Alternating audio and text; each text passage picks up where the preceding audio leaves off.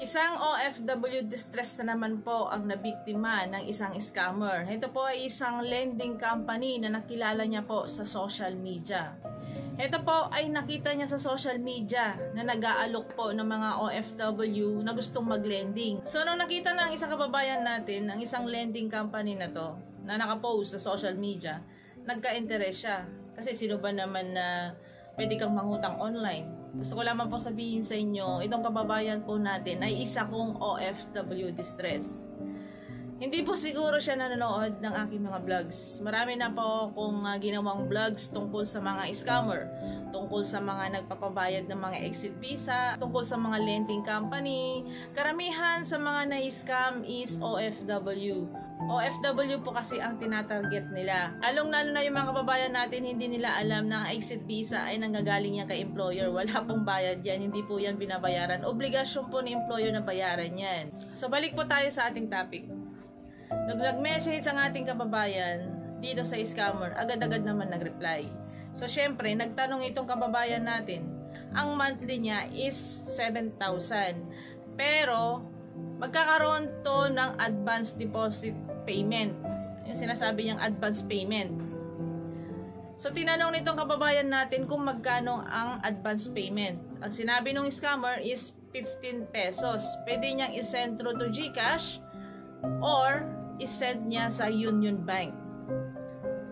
So meron siyang binigay na bank account eh. Ang bank account nagmamay-ari or nakapangalan kay Ana Marie.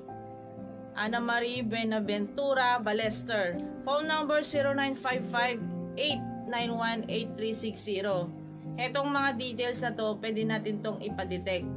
At saka, kung hindi man siya makakapaghulog sa bank account na to, is meron siyang binigay na GCash number. So, ang GCash na binigay niya is 0999-3106-469. Ang nakapangalan sa GCash ay kay Sauden Sulaiman. Kung tayo magtataka kasi ang GCash niya is nakapangalan sa isang Saudian.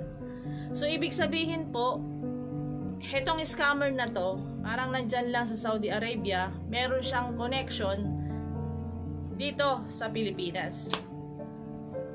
Parang dalawang tao ang nagpapaikot kay kabayan. Kasi dalawang binigay niyang account eh. Bank account, Union Bank, at saka GCash. GCash kasi kahit na sa ibang bansa ka, pwede mong gamitin yan. Makikita nyo, malapit sa kapamilya, malapit sa mga remittance, may nakapaskil dyan. Send to GCash. O, diba? Paano pwedeng gamitin yung GCash pag nasa ibang bansa ka? Magpapabili lang sila ng SIM card. Kung bibili ng SIM card, sila mismo ang magre-register. Mag-open sila ng GCash.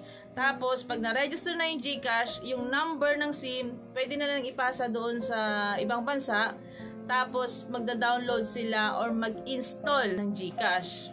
Pag nag-register sila, isisend lang yung OTP yan eh, okay na eh. Kaya kahit meron tayong mga SIM card verification or registration na ganyan, hindi pa rin mawawala yung mga scammer. Kasi kung matalino ang ating mga gobyerno, mas matalino ang scammer, di ba? Yung unggoy nga, nakapag-register ng SIM card eh. Kamakailan lang pinost siya ng Senador Po. So sinabi ng scammer, kung magsisend siya ng advance deposit or advance payment na 15,000, tsaka lang ma-release ang kanyang lending ng 150 pesos. So naniwala naman itong kababayan natin, nag-send siya ng 15K or 15 pesos sa GCash na binigay nitong scammer. So pagkatapos nung ma-send nung kababayan natin itong 15 pesos, humihingi na naman ito ng 30 pesos para daw sa another advance payment. Yung unang GCash na sinenda ni kababayan is 09993106-469, yung 15K. Tapos nung humingi naman siya ng another 30 pesos for advance payment, ito na yung GCash na binibigay niya, 096215760022. So itong mga number na to, pwede nating ipadetect to kung sino ba talaga yung nasa likod ng pang-i-scam na to sa ating mga OFW. So ilang beses na po kaming paulit-ulit na nagpapaalala po sa inyo, lalo-lalo na po sa mga social media, nagkalat po ang mga manloloko. Ang tinatarget po nila ay mga OFW. So paano na paniwala ang ating kababayan? Si scammer is meron siyang sinend na link. Yung link na yon is parang totoo, di ba? May mga sasagutan ka, step 1, step 2, hanggang step 4 yata. So, meron siyang pinakita sa akin na parang totoo nga, parang kang nagsasign lang ng GCash. Step 1, information. Step 2, mga address. Step 3, mga identification ID. Mga step 4. So, ang galing talaga nila, mapapaniwala ka talaga na itong scammer na to is parang legit. Kasi meron siyang link na binigay. Pag halimbawa yung link na yon is nasagutan mo na, sasabihin ni scammer, your loan has been approval. O di ba? Mapapaniwala ka talaga na approval na yung loan mo, tapos wala pang nailalabas na pera, tapos ikaw nagbayad na ng advance deposit. Kung gusto nyo pong mangutang sa mga lending company, pumunta po kayo formal sa mga opisina nila. Huwag po kayong maniwala sa mga social media. Dati nung umaalis ako papuntang Taiwan, naglending din ako. Ang pangalan ng lending company ko ay iCash. Marami silang kinuhang mga dokumento. Pero kung sa social media kayo maglending, nako po, maluloko po kayo. Hindi pa nila nai-release yung pera, humihingi na sila ng advance payment. Hindi po ganon. Pag naglending po kayo, minsan, binibigyan po kayo ng 2 buwan na palugit. Halimbawa, aalis po kayo ngayon, nakuha nyo na yung pera nyo, yung nilending nyo. Magbabayad po kayo niyan is by December pa or January. Hindi po yung magbabayad kayo agad tapos tsaka ibibigay yung ililending nyo. Hindi po yon. Binibigyan po kayo ng palugit na ilang buwan. Kasi syempre mag-i-start pa lang kayo sa trabaho. Hindi naman pwedeng magbayad kayo agad, wala pa kayong sinasahod. Kaya mag-iingat-ingat po sa mga ganitong modus. Lalong-lalo na po sa ating mga katulad na OFW, tayo po ang mga tinatarget. Nakakalungkot lamang po isipin na isang kababayan natin ay naging isang OFW distress na, tapos na-scam pa. Lagi kong pinapaalala po sa inyo, mag-ingat-ingat po sa social media, lalong-lalo na po yung mga nakaka-chat na hindi nyo naman kilala. Huwag po basta-basta maniniwala at magtitiwala. Yung pera po na yan ay pinaghirapan nyo ng ilang buwan, tapos ibibigay nyo lamang po sa scammer. Mag-ingat-ingat din po sa link na kiniklik. Kasi po, ang scammer ngayon ay meron na silang sariling link na pinapasagutan na akala mo ay totoo. 2 beses na rin ako na-scam. Papunta ako ng nag-apply ako ng papuntang Canada bago ako nag-Saudi. Kumuha ko ng slot for interview.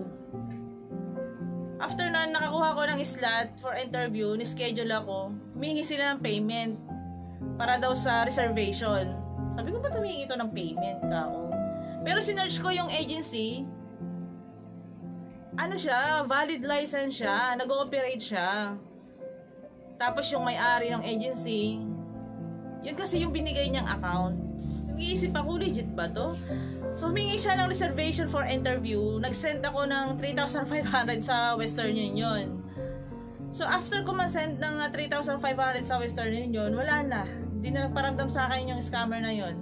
Tapos, nakikita ko sa social media, patuloy pa rin siyang naloloko. Pero pag nakikita ko yun, nag-comment ako, scammer yan nga ako, scammer, isa akong biktima. Tapos, nung nakuha ko naman yung information niya, tsaka yung agency, nireklamo ko to doon sa mismong agency. Nailabas to sa GMA tsaka ABS-CBN kasi hindi lang ako yung naloko, marami pa. So, ginagamit tong scammer yung pangalan ng agency at tsaka yung pangalan ng may-ari. Kasi madali lang naman kasi i-search yung pangalan ng may-ari at tsaka yung pangalan ng agency. Nasa DMW website po yan. Malalaman nila yun. Siguro mga yan, mga magagaling na IT, mga information technology, ginagamit nila sa kalokohan. Kaya, sabi nila, kung matalino ang scammer, dapat maging matalino din tayo. So, maraming salamat po. Ako nga po pala ang inyong lingkod, Juency Fernandez po, isang OFW advocate.